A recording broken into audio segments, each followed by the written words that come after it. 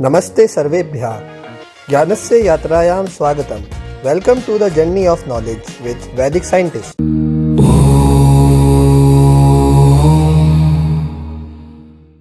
Class 9th के chapter 1 coordinate geometry की theory का हम पहला पार्ट कर चुके हैं। जिसने भी वो वीडियो नहीं देखी यहाँ पर जाके देख सकता है। आज हम पार्ट 2 करेंगे जिसमें हम पूरी थ्योरी कंप्लीट कर लेंगे ताकि हम एक्सरसाइज की ओर बढ़ सके। हमारे थ्योरी में हमने x axis, y axis, origin, plane, coordinate systems, coordinates को पॉइंट करना और पॉइंट के कोऑर्डिनेट बताना, ये सब बहुत अच्छे से सीख लिया था। आज हम करेंगे डिस्टेंस फार्मूला और एक और टॉपिक क्वाड्रेंट जो बच गया था। डिस्टेंस फार्मूला बहुत इंपॉर्टेंट है, 9th क्लास में पहली बार इंट्रोड्यूस हुआ है क्योंकि ये आता था डायरेक्ट 10th क्लास में। इस बार इन्होंने एनसीईआरटी ने अपडेटेड सिलेबस में 9th में ही डिस्टेंस फार्मूला स्टार्ट कर दिया है, जो कि अच्छी बात है कि पहले तक कोऑर्डिनेट ज्योमेट्री बहुत आसान लगती थी, उसमें कुछ एक बल्क नहीं लगता था। अब डिस्टेंस फार्मूला आने से वो थोड़ी हार्ड भी हो जाएगी और उसमें एक थोड़ा मटेरियल भी आ जाएगा। तो डिस्टेंस फार्मूला स्टार्ट करते हैं। नाम से ही समझ आ रहा है एक ऐसा फार्मूला जो डिस्टेंस निकालने के लिए हो। हमने पोजीशन निकालना तो सीख लिया। जैसे मैं आपको बोलूं कि मैंने एक कोऑर्डिनेट मार्क कर दिया है यहाँ पर ए, आप इसके मेरे को कोऑर्डिनेट बताइए इस पॉइंट के। तो आप बोलेंगे सर एक्स में 4 गए और वाई में 3 गए, ये वाला ना, एक्स में 4 गए और वाई में 3 गए, तो इसका कोऑर्डिनेट हो जाएगा 4,3। और एक और पॉइंट मैं यहाँ पर मार्क कर देता हूँ। इसके कोऑर्डिनेट क्या होंगे, इसका नाम दे देते बी, तो इसके कोऑर्डिनेट हो जाएंगे 2,1।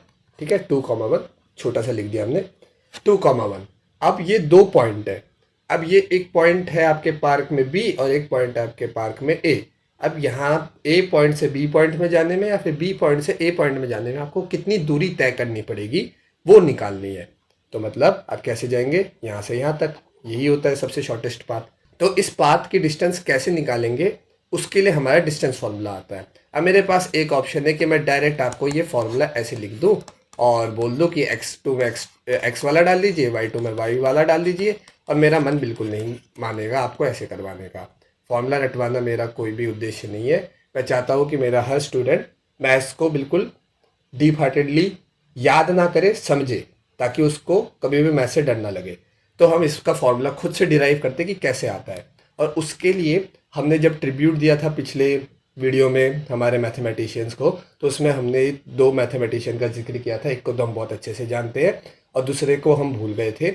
बहुत पाइथागोरस थ्योरम का यहाँ पर इस्तेमाल आएगा।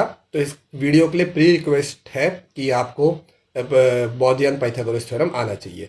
अब मेरे को आप बताइए, बी से ए तक जाने के लिए आप ये वाला डिस्टेंस तो यूज़ कर सकते हैं, ठीक है। पर अगर मैं बोलूँ कि आपको बस एक्स डायरेक्शन में या फिर वाई डायरेक्शन में, मतलब हॉरिजॉन्टल या वर्टिकली ही जा सकते हैं, तो आप यहाँ तक कैसे पहुँचेंगे। तो आप बोलोगे सर हम यहाँ से यहाँ तक चले जाते हैं, 2 से लेके 4 तक चले जाते हैं, तो हम यहाँ पहुँच जाएंगे। और फिर ये जो 1 वाला वाई है वहाँ से लेके 3 वाले वाई तक पहुँच जाएंगे, तो हम यहाँ तक पहुँच जाएंगे। तो बोला ठीक है। और यहाँ पर आपने क्या बना दिया है, यहाँ पर आपने एक बना दिया है राइट एंगल ट्रायंगल। ठीक है, राइट एंगल ट्रायंगल जो 2,1 से शुरू होता है और 4,3 तक पहुंचता है। और ये वाला पॉइंट क्या हो जाएगा हमारा, इसके कोऑर्डिनेट नहीं लिखते, बस डायरेक्ट ये देखते हैं कि आपने कहाँ से शुरुआत की थी। आपने 2 से शुरुआत की थी और आप कौन से x तक पहुंचे, 4x तक पहुंचे। तो आपने कितना कदम चला होगा, 2 से 4 तक जाने में आपने 2 कदम चले होंगे। और 4 से नहीं, ये है y हमारा 1 का, ये x का 4 है और y का 1 है। y के 1 से आप y के 3 तक गए हैं, y के 1 से आप y के 3 तक गए ना। तो यहाँ तक जाने में आपको कितने कदम चले हुए, यहाँ पर भी 2 आ गया है। चेंज हो सकता है, यहाँ पर सेम आ गए, ठीक है। यहाँ पर आपने चलने के लिए 2 कदम यूज़ किए। तो अगर हम मान लेते कि जो हम यूनिट यूज़ कर रहे हैं पार्क में है, तो हम यूनिट यूज़ कर रहे हैं मीटर की, तो हमारा जो ये राइट एंगल ट्रायंगल है उसकी जो परपेंडिकुलर वाली साइड है ये 2 मीटर की हो गई और बेस वाली साइड भी 2 मीटर की हो गई। और डिस्टेंस क्या है, ये वाली साइड हाइपोटेन्यूस बोलते हैं जिसको, तो हाइपोटेन्यूस निकालना है। तो बोध पाइथागोरस थ्योरम क्या कहता है कि परपेंडिकुलर का स्क्वायर कीजिए, बेस का स्क्वायर कीजिए, तो और उनको जोड़ दीजिए, तो क्या आ जाता है, हाइपोटेन्यूस का स्क्वायर। तो हमारे पास सारी चीज़ें हैं, तो हम डिस्टेंस यहाँ से निकाल सकते हैं। 2 का स्क्वायर 4 और डी का स्क्वायर डी स्क्वायर ही रहेगा। सॉल्व करने पे डी की वैल्यू क्या आ जाएगी, √8 मीटर। इसको लिख सकते हैं 2√2 मीटर। तो आपने बॉयडियन पाइथागोरस थ्योरम का इस्तेमाल करके इसकी डिस्टेंस निकाल लिया है। पर बस सर हमारे को तो बुक में एक अजीब सा फॉर्मूला, हाँ वो फॉर्मूला कैसे आता है ये उसकी शुरुआत है। अब बार बार हम ऐसे 4,3 का डायग्राम बना के नहीं करेंगे, हम डायरेक्ट एक फॉर्मूला निकाल लेते जो हमारे हर कोऑर्डिनेट के लिए काम आएगा। अब 4,3 और 2,1 हमारे को हमेशा नहीं मिलेंगे, हमारे को कोई और कोऑर्डिनेट मिलेगा, तब उसका निकालने के लिए हम एक सिस्टम कैसे बना सकते हैं, बस उसके बारे में बात करते हैं। अब मैं ऐसे दो पॉइंट ना लेके रैंडम पॉइंट ले लूँ कि ये कुछ होगा x2 और ये y2 और यहाँ पर एक पॉइंट होगा x1 और ये पॉइंट होगा y1, ये वाला पॉइंट ले लिया है। अब डिस्टेंस इनके लिए भी ऐसे ही होगी, तिरछी लाइन, ठीक है, डिस्टेंस इनके लिए भी ऐसी ही होगी। और यहाँ तक जाने के लिए भी हम दोबारा राइट एंगल ट्रायंगल ही बनाएंगे, क्योंकि हमारे को एक चीज़ समझ आ गई कि इसी से सॉल्व होता दिख रहा है। अब आप बताइए हमने क्या किया था, हमने x वाली डायरेक्शन में x2 में से x1 माइनस किया था। अब x2 तक पहुंचने के लिए x1 से हम कितने कदम चलेंगे, x2 माइनस x1 कदम चलेंगे। और y1 से y2 तक पहुंचने के लिए हम कितने कदम चलेंगे, y2 माइनस y1। ऊपर भी तो हमने सब्ट्रैक्ट किया था ना, बस वही करेंगे हम यहाँ पर भी। इसको मैं मिटा नहीं रहा ताकि हम रेफरेंस ले सकें यहाँ से राइट हैंड साइड वाले को। अब हमारा राइट एंगल ट्रायंगल क्या बन के आ जाएगा, हमारा राइट एंगल ट्रायंगल बन के आ जाएगा y2 माइनस y1, उसकी परपेंडिकुलर विड्थ साइड हो जाएगी, और x2 माइनस x1 उसका बेस हो जाएगा, ठीक है। हाँ, अब उसी चीज़ को मैंने दोबारा लिख लिया अच्छे से। हमारे पास राइट एंगल ट्रायंगल क्या आ गया, y2 माइनस y1 और x2 माइनस x1 का। अब यहाँ पर हम बॉयडियन पाइथागोरस थ्योरम लगाएंगे तो डिस्टेंस का स्क्वायर किसके बराबर होगा। अब परपेंडिकुलर क्या है हमारा, y2 माइनस y1, तो पूरे पे होल स्क्वायर लगेगा, y2 माइनस y1 का whole square plus x2 minus x1 का होल स्क्वायर, ठीक है। अब यहाँ पे कुछ भी खोलना नहीं है, a माइनस बी का होल स्क्वायर लगा के एज इट इज़ रखेंगे, और यहाँ से स्क्वायर d का जो स्क्वायर है वहाँ पर जाके क्या बन जाएगा, रूट। और x पहले देखने की आदत है तो आप x पहले रख लीजिए, क्योंकि प्लस में तो कम्यूटेटिव होता है। x2 माइनस x1 का whole square plus y2 minus y1 का होल स्क्वायर। तो ऐसे आता है हमारा फॉर्मूला, जिसको हम डायरेक्ट रख लेते हैं। आज हमने उसकी डेरिवेशन भी देख लिया, ठीक है। डिस्टेंस फॉर्मूला ऐसे आता है। अब इसका इस्तेमाल करके देखते हैं, तो आ जाइए क्वेश्चन पे इसको ट्राई करके देखते हैं। अब हमारे क्वेश्चन टाइम में क्वेश्चन है हमारा, find the distance between point 3,0 and 0,4। तो हमारे को दो पॉइंट दे रखे हैं 3,0 एंड 0,4। तो इन दो पॉइंट के बीच में हमारे को इनकी डिस्टेंस निकालनी है। तो ये कुछ ऐसे होंगे, 3,0 हम वैसे प्लॉट कर सकते हैं, पर हम डायरेक्ट इसका आंसर निकालते हैं इसकी डिस्टेंस का। तो हमारे को पता है एक पॉइंट को 2 मान लो, एक पॉइंट को 1 मान लो। ये हो जाएगा मान लो y2 और ये हो जाएगा x1 y1। अब आप बोलेंगे सर बड़ा वाले को मानना है x2, नहीं, किसी को भी आप मान सकते हैं, आपका आंसर करेक्ट आएगा। कैसे आएगा अभी आपको मैं बताता हूँ, मैं दोनों तरीके से करके दिखा दूंगा आपको। हमारे को डिस्टेंस निकालना है, हमारा फॉर्मूला एक जगह पर लिख देते हैं और उसी को बार बार हम रेफरेंस के लिए ले लेंगे। x2 माइनस x1 का whole square plus y2 minus y1 का होल स्क्वायर। पहले तो आप दोनों x को सब्ट्रैक्ट कर दीजिए। क्या x है आपका 3 माइनस, और दूसरा क्या है 0, इसका होल स्क्वायर, प्लस y2 क्या है आपका 0 माइनस 4 का होल स्क्वायर, और ऊपर से क्या आ जाएगा अंडर रूट। अब आप मेरे को बताइए माइनस करने पर क्या होगा, आंसर सेम ही आता है। बड़े से छोटा घटाओ, छोटे से बड़ा घटाओ तो न्यूमेरिकल वैल्यू तो सेम आती है। चेंज क्या होता है, साइन का चेंज होता है ना। अगर आप 3 में से 1 घटाएंगे तो 2 आएगा, पर 1 में से 3 घटाएंगे तो -2 आएगा। पर जो ये स्क्वायर है ये क्या माइनस को देखता है, ये माइनस को खा जाता है। तो कोई भी आपकी नेगेटिव वैल्यू आए या पॉजिटिव वैल्यू आए आपको फ़र्क नहीं पड़ता, क्योंकि आपके ऊपर क्या लगा हुआ है, स्क्वायर लगा हुआ है। अब यहाँ पर -4 आ गया है, अगर मैं 4 माइनस 0 लेके चलता तो 4 आता, पर स्क्वायर उसको भी 16 बनाता और -4 को भी 16 ही बनाएगा। इसको सॉल्व करेंगे तो क्या आएगा, 3 3 या 9 और ये हो जाएगा 16। वैल्यू आ जाएगी हमारी √25, जो कि होता है 5 यूनिट्स। मीटर नहीं लेंगे क्योंकि हमारे को पता नहीं है यूनिट किसमें, 5 यूनिट। तो इन दोनों पॉइंट के बीच की दूरी कितनी है, 5 यूनिट। ओके, अब सेकंड क्वेश्चन है हमारा -3, -2, 1, 2। इसको कैसे करेंगे, अब मैं डायरेक्ट डाल देता हूँ। x2 माइनस x1 किसी को भी ले लीजिए, -3 माइनस 1 का होल स्क्वायर प्लस -2 माइनस 2 का होल स्क्वायर। सॉल्व करते हैं, -3 माइनस 1 -4 का होल स्क्वायर प्लस -4 का होल स्क्वायर। -4 का होल स्क्वायर, -4 का होल स्क्वायर क्या हो जाएगा 16। तो ये आ जाएगा हमारा √16 + 16, √16 + 16 जो कि होता है √32। सिंपल, इसका आंसर आ जाएगा √32 यूनिट्स। अब थर्ड क्वेश्चन है 4,4 -2, -2। वीडियो पॉज करके इनके आंसर आप खुद निकालिए और फिर मेरे आंसर से मैच कीजिए, जल्दी कीजिए। अब मैं बताता हूँ आपको आंसर। √4 -2 हो जाएगा, 4 -2 हो जाएगा का होल स्क्वायर, प्लस 4 -2 हो जाएगा उसका होल स्क्वायर। ठीक है, तो माइनस माइनस हो जाएगा हमारा प्लस। तो ये और कुछ नहीं, क्या लिखा है 4 + 2 का होल स्क्वायर, 4 + 2 का होल स्क्वायर। अब ये कन्फ्यूजन बिल्कुल दिमाग से निकाल दीजिए कि पहले वाले को 2 माने x, किसी को भी आप मान के चेक कर लीजिए। आप दोनों, आप पहले 4,4 को 2 मान लो सेकंड पॉइंट, या फर्स्ट पॉइंट मान लो, आपका आंसर दोनों में सेम आएगा। आप दोनों तरीके से निकाल के देख सकते हैं। 6 का होल स्क्वायर, 6 का होल स्क्वायर, ये आ जाएगा हमारा √36 + 36, √36 + 36 जो कि हमारा आ जाएगा 72 यूनिट्स। फोर्थ क्वेश्चन है हमारा 0, 1, 5 -5। सॉल्व करते हैं। 0 - 5 का होल स्क्वायर प्लस 1 -5 का होल स्क्वायर। साइन का बिल्कुल ध्यान रखिएगा, वरना एक छोटी सी चीज़ आंसर बदल देती है और गलत आंसर ले आती है। तो ये आ जाएगा हमारा -5 का होल स्क्वायर प्लस 1 + 5 का होल स्क्वायर। -5 का होल स्क्वायर हो जाएगा हमारा 25, और 5 + 1 6 का होल स्क्वायर हो जाएगा हमारा 36।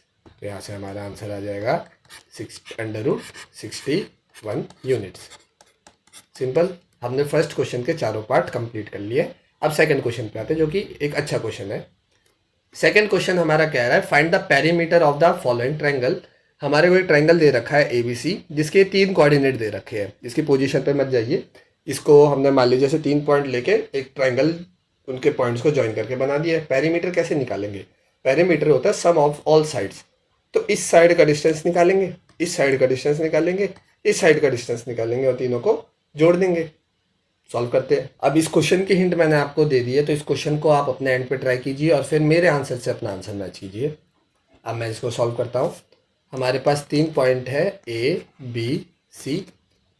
AB की लेंथ निकालेंगे। AB की लेंथ हो जाएगी हमारे पास 1 - 4 का होल स्क्वायर प्लस 2 - 6 का होल स्क्वायर।